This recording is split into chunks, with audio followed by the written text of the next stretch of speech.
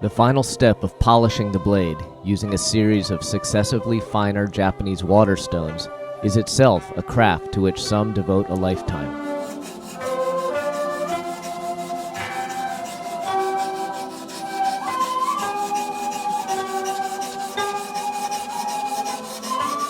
During the initial phase of polishing, the blade is brought to its final shape.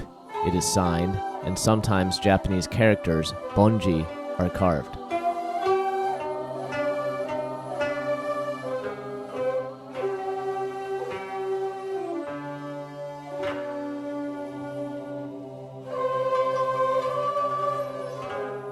The polisher's job is to reveal the underlying beauty of the blade, as well as the intent and skill of the swordsmith.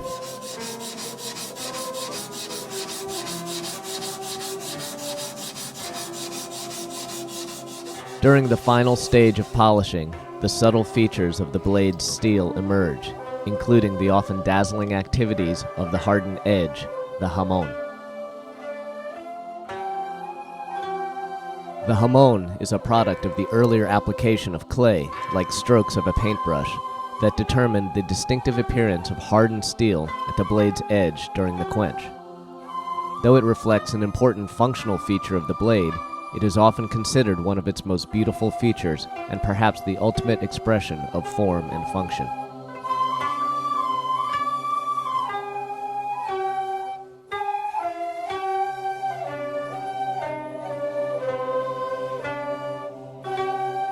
The hamon created by the braided strands of cable steel has a unique reptilian look to it, like the skin of a snake.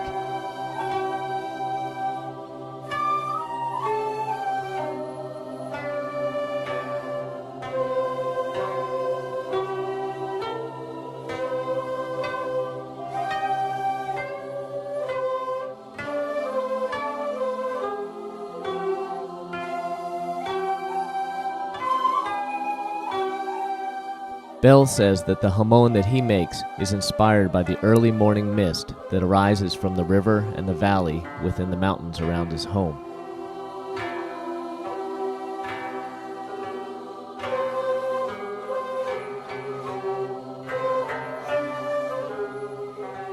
The turbulent coast of Oregon also serves as inspiration.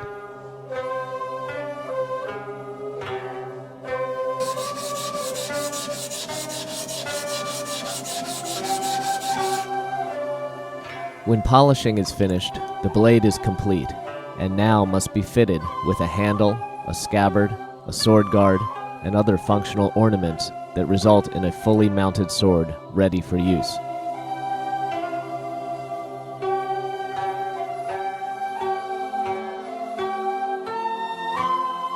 In Japan, the tasks of forging the sword, polishing, and making its fittings are traditionally delegated to several different craftsmen.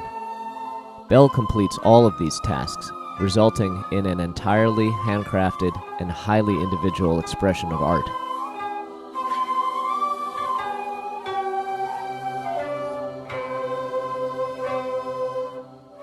In Japanese culture, the dragonfly symbolizes agility and strength, features of a sword highly desired by samurai of old, as well as modern practitioners of Japanese sword arts.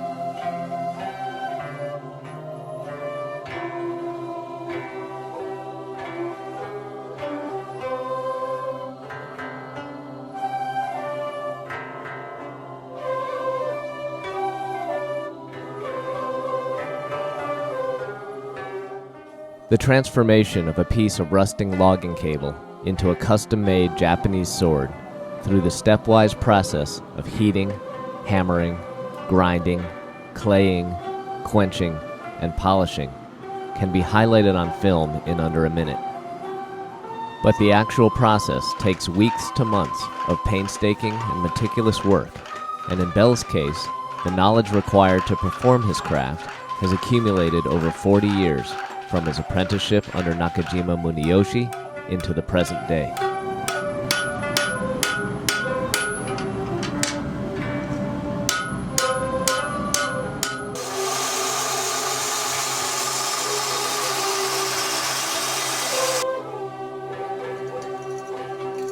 Bell has chosen a path of a very unique kind of craftsman and artist.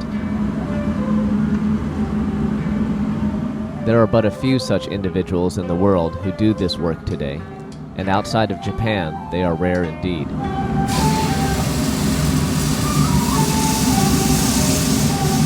Only a small handful of Japanese sword makers reside in the United States.